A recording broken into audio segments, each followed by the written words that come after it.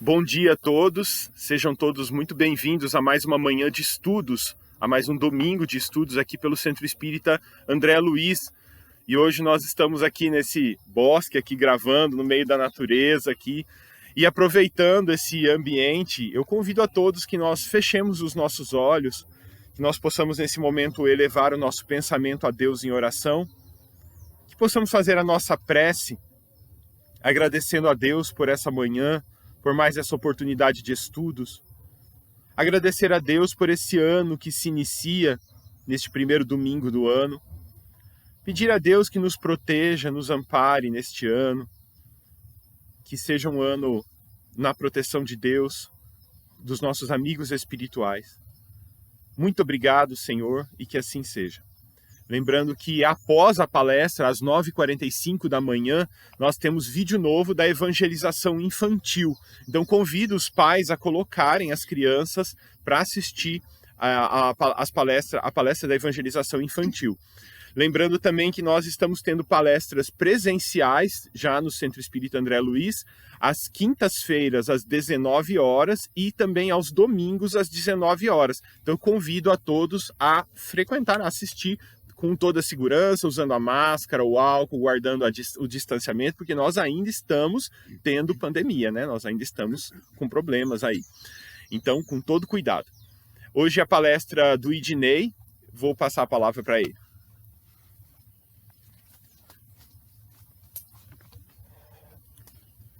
Bom dia a todos aí do Centro Espírita André Luiz, de Rio Verde, Goiás. Já estou com saudade dessa cidade bonita. Sorvete aí da Maranata, na Getúlio Vargas. Vamos falar hoje do capítulo 8 do Evangelho segundo o Espiritismo, que traz por título Bem-aventurados os que têm puro coração. Dentro desse capítulo, um subtítulo Escândalos. Se a vossa mão é motivo de escândalo, cortai-a. Vamos ler aqui um trecho do Evangelho segundo o Espiritismo, para comentarmos depois. Se algum escandalizar a um destes pequenos que creem em mim, melhor fora que lhe atassem ao pescoço uma dessas mós que um asno faz girar e que o lançassem no fundo do mar.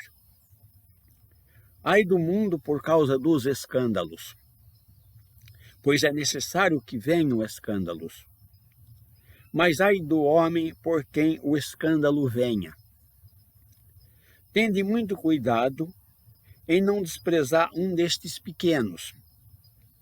Declaro-vos que seus anjos no céu veem incessantemente a face de meu Pai que está nos céus, porquanto o Filho do Homem veio salvar o que estava perdido. Se a vossa mão ou o vosso pé vos é objeto de escândalo, cortai-os e lançai-os longe de vós. Melhor será para vós que entreis na vida tendo um só pé ou uma só mão, do que terdes dois e serdes lançados no fogo eterno. Se o vosso olho vos é objeto de escândalo, arrancai-o e lançai-o longe de vós. Melhor para vós será que entreis na vida tendo um só olho, do que terdes dois e serdes lançados no fogo do inferno. São Mateus, capítulo 5. A palavra escândalo, no entendimento geral, se diz de toda ação que vai de encontro à moral, ao decoro. Por exemplo, quando eu digo assim: o indivíduo fez um escândalo à porta do cinema, porque não o deixaram entrar. Isso quer dizer que o indivíduo armou um alvoroço, uma confusão à porta do cinema. O indivíduo chamou a atenção de todos negativamente. Isso quer dizer escândalo no entendimento geral. Agora, no sentido evangélico, a palavra escândalo é muito mais ampla. No sentido evangélico, escândalo é tudo que se refere a vícios, é tudo que se refere a imoralidades. Escândalo é tudo que se refere às imperfeições humanas, a maldade, enfim. Disse o Cristo assim: é preciso que haja escândalo no mundo. Essa frase não quer dizer que há uma necessidade obrigatória do mal no mundo. Jesus não quis dizer que o mal é uma necessidade. Essa frase do Cristo quer dizer que, sendo imperfeitos ainda, os homens se mostram propensos a praticar o mal. Quer dizer, árvores más só maus frutos produzem. Enfim, o mal é uma consequência do mundo de provas e de expiações em que ainda vivemos. É preciso que haja escândalo no mundo. Essa frase significa também que, estando em expiação na terra, os homens se punem a si mesmos. Quer dizer, quando alguém me faz o mal, é porque eu também já fiz um mal semelhante a outro. Então, enquanto alguém está contraindo uma dívida por ter feito mal a mim, ao mesmo tempo eu estou saldando minha dívida por ter feito o mal a outro. Abrindo um parênteses aqui, o primeiro livro do apóstolo Pedro diz assim no capítulo 4: mas, sobretudo, tende ardente caridade uns para com os outros, porque a caridade cobrirá a multidão de pecados. Isso quer dizer que podemos saldar nossas dívidas praticando a caridade. Podemos saldar nossas dívidas fazendo o bem. Mas, infelizmente, como ainda não somos bons, na maioria das vezes saldamos nossas dívidas através da dor, através do sofrimento. Continuando nossa preleção, disse ainda Jesus nessa leitura que fizemos: mas ai daquele por quem venha o escândalo. O que Jesus quis dizer com essas palavras? Jesus quis dizer que o mal é e será sempre o mal.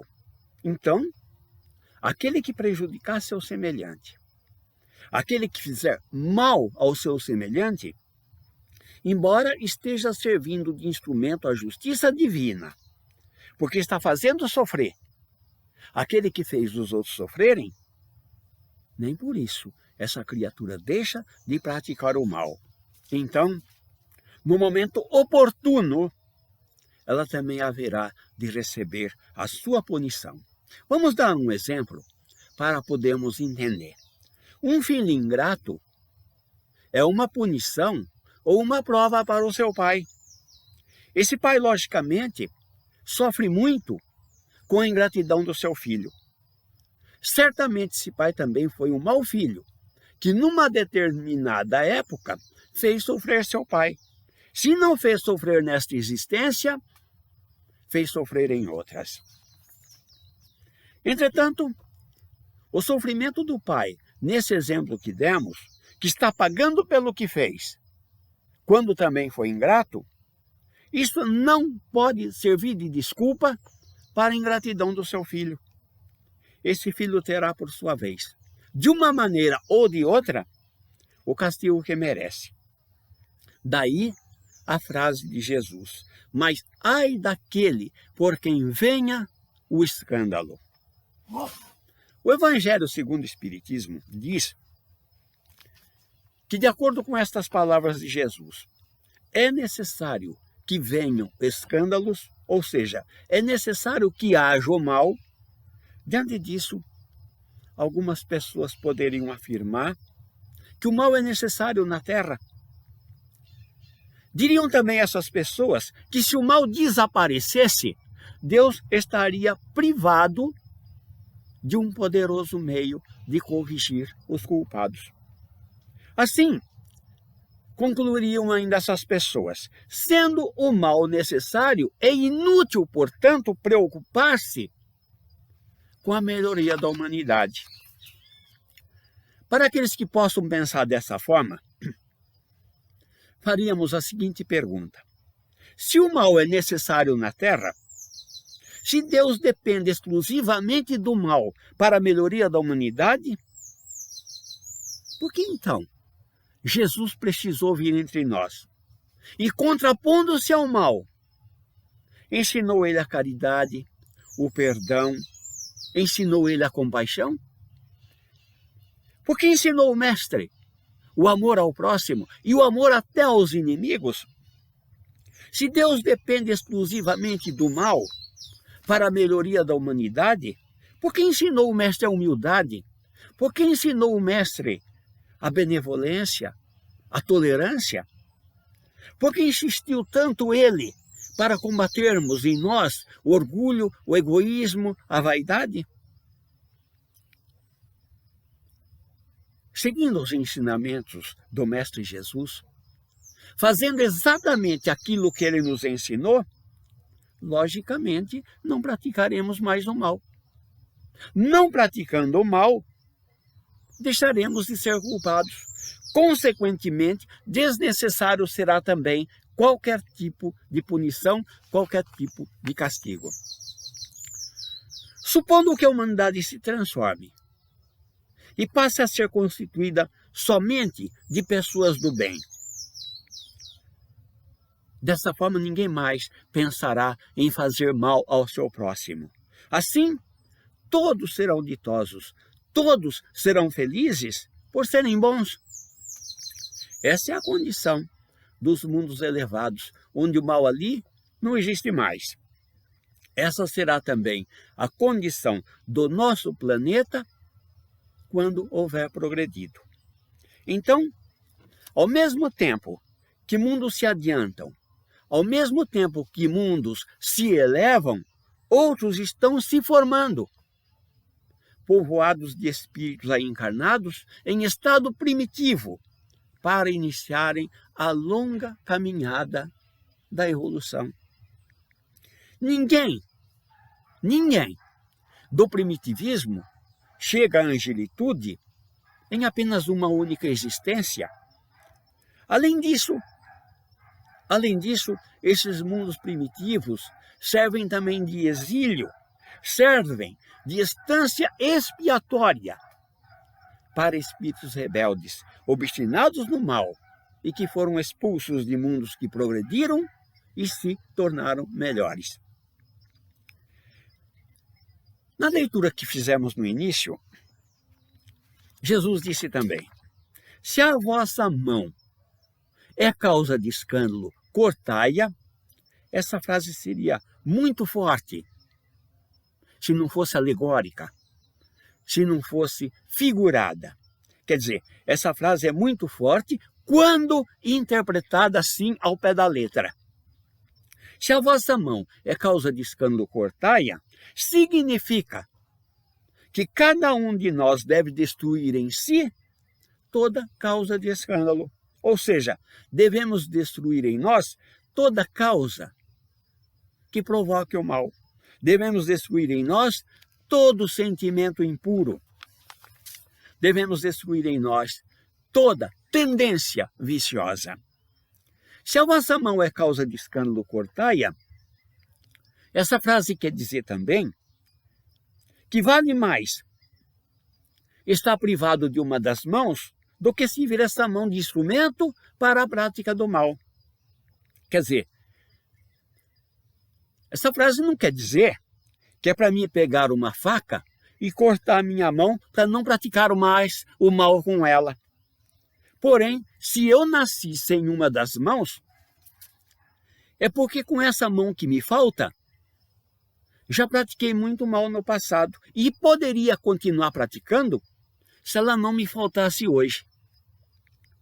Da mesma forma, se o vosso olho é objeto de escândalo, arrancai-o.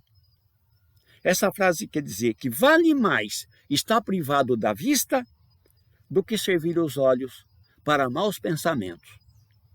Vale mais estar privado da vista do que servir os olhos para a prática do mal.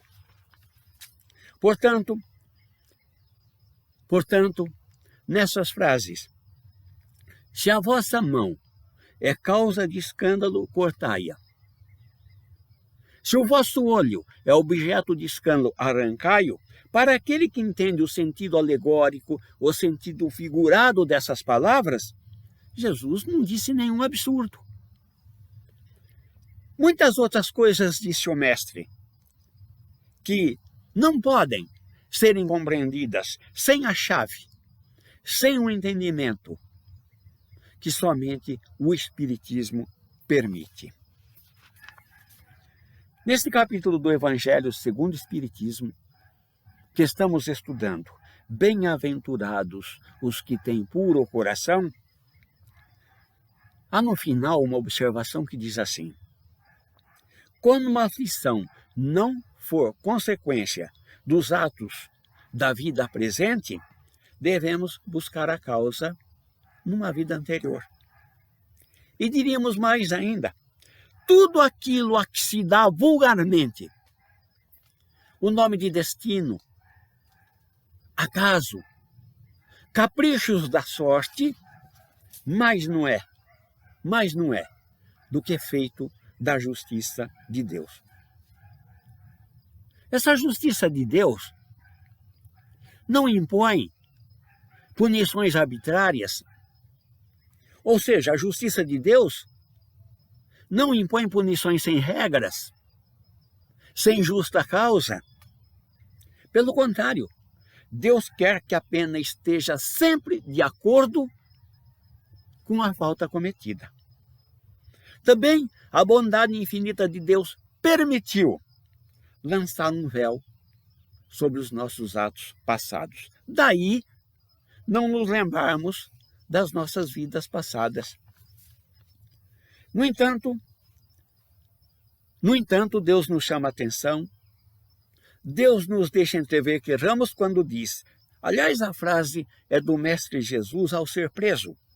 Ao tentar defender o Mestre, Pedro cortou a orelha de Malco, um dos que o prendiam. Todos os que lançarem mão da espada, a espada morrerão, disse o Cristo, lá em São João, capítulo 18. Essa frase pode ser traduzida assim: a criatura é sempre punida por aquilo em que pecou. Assim, se alguém sofre o tormento de ter perdido a vista, é porque a vista lhe foi motivo de queda em outra existência.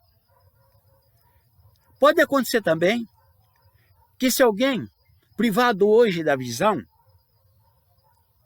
tenha sido o grande culpado por outro ter perdido a visão na outra vida, por excesso de trabalho, por exemplo, ou por maus tratos que levaram o outro à cegueira.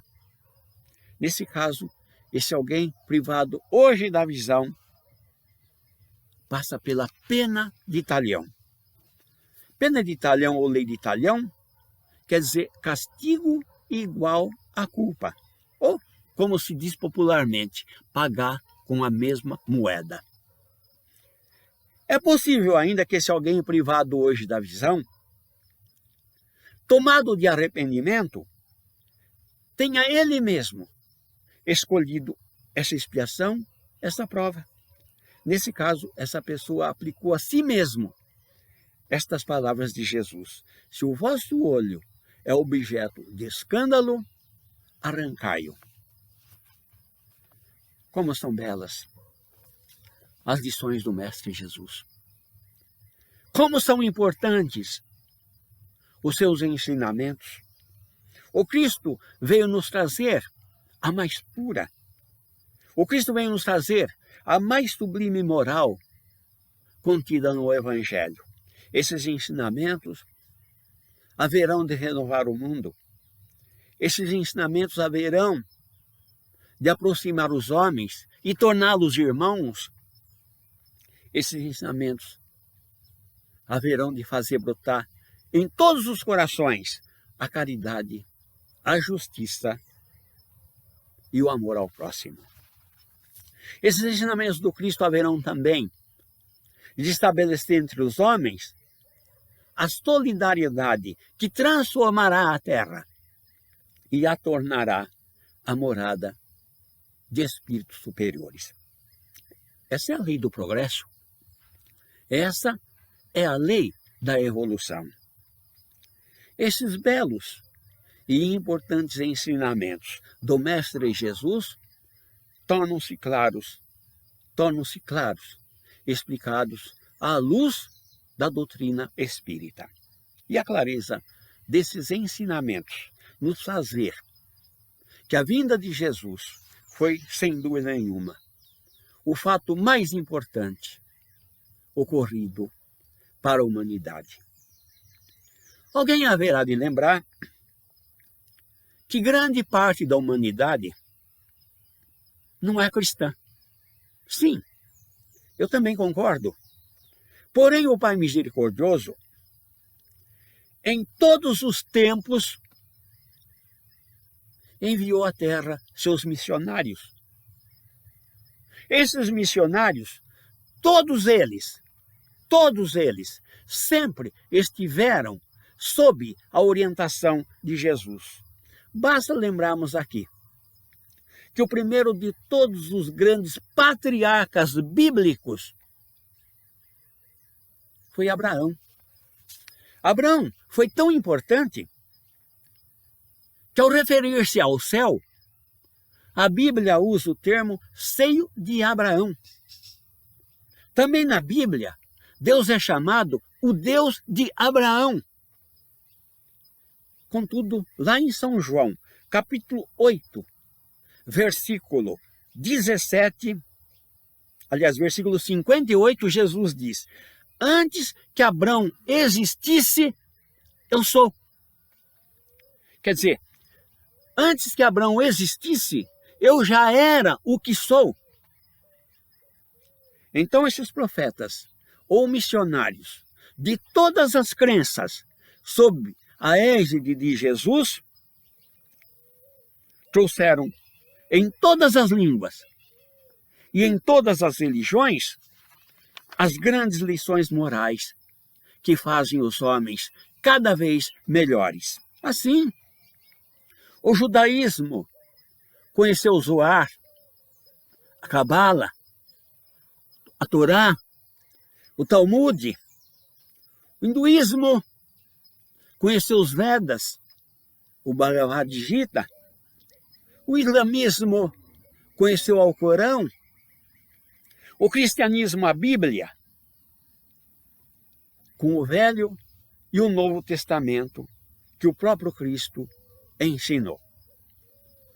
Numa entrevista dada a Hebe Camargo, que lhe pediu para falar da importância de Jesus, Chico Xavier contou esta história, vivida por ele. De 1953 a 1959, diz ele, visitava todos os sábados uma jovem que se chamava Valéria e que sofria de hemiplegia. Hemiplegia é uma doença que paralisa um dos lados do corpo. Devido a essa doença, Valéria também não falava. Mesmo assim, Chico Xavier insistia, todas as vezes que a visitava: Valéria, fala Jesus, fala Jesus. E a moça não conseguia falar. Um dia, Dona Laura, irmã mais velha de Valéria, procurou desesperada Chico Xavier para que ele fosse depressa ver Valéria, pois ela tinha contraído pneumonia e estava muito mal. Chico Xavier foi visitá-la e ela estava realmente muito abatida. Ao final da visita, Chico Xavier, após a prece costumeira, insistiu novamente: Valéria, fala Jesus, fala Jesus. E a doente, então, com muita dificuldade de Chico Xavier, pronunciou: Zozuzi, Zozuzi, Zozuzi. Chico Xavier, deslumbrado, correu chamar Dona Laura. Venha ver, ela já fala Jesus. Ao chegarem ao quarto, Valéria ainda repetia: Zuzuzi, Zozuzi, Zozuzi. Antes de ir embora, Chico Xavier, muito feliz, disse ainda à irmã de Valéria: ela vai ficar boa, pois já está até falando. No dia seguinte, Chico Xavier recebeu a triste notícia de que Valéria havia morrido. Ele ficou muito abatido, porque visitando a moça semanalmente, durante 6 anos, eles acabaram ficando muito amigos. O tempo passou. Decorrido alguns anos, Chico Xavier teve um infarto e estava se recuperando em sua casa, proibido de receber visitas. Onde uma moça bonita e bem vestida, diz ele, adentrou seu quarto. Sentou-se na cadeira ao lado da cama e lhe perguntou: você está lembrado de mim? Não, disse Chico Xavier, minha memória anda muito falha. Mas nós somos muito amigos. Impossível que você não se lembre de mim, disse ela. Realmente eu não me lembro. Mas diga o seu nome, que daí eu vou me lembrar. Não, eu não vou dizer o meu nome. Diga o seu sobrenome então, disse Chico Xavier. Eu conheço todas as famílias daqui de Pedro Leopoldo. E assim eu vou me lembrar de você. Não, disse a moça. Vou dizer uma palavra e daí então você se lembrará de mim. Zozuzi, Zozuzi, Zozuzi, repetiu ela. Valéria, Valéria, lembrou Chico Xavier muito emocionado. A história do Chico acabou por aí. E a entrevistadora chorou. Para encerrar esta nossa preleção, vamos agradecer o Pai Criador. Vamos agradecer o Pai Misericordioso por estarmos aqui reunidos em nome de Jesus. E que esse Pai Misericordioso abençoe todos nós. Obrigado a todos.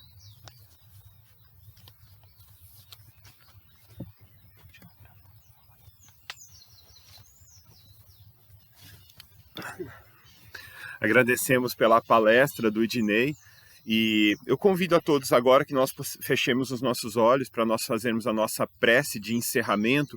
Eu esqueci de no começo pedir para colocar um copo com água para fluidificar, mas pode fazer isso após a palestra. Coloca um copinho com água, faz uma prece, distribui para todos ali na casa. Então vamos fechar os nossos olhos, elevar o nosso pensamento a Deus. Agradecer mais uma vez a Deus pela oportunidade de estudos que estamos tendo neste primeiro domingo do ano. Que Deus possa nos abençoar nesse ano que se inicia, nessa semana que se inicia, nesse dia que se inicia. Que nós sejamos protegidos, abençoados pela espiritualidade superior, que proteja a nossa casa, nossos amigos, nosso local de trabalho, a nossa família. Muito obrigado, Senhor, e que assim seja. Um bom domingo a todos e até semana que vem.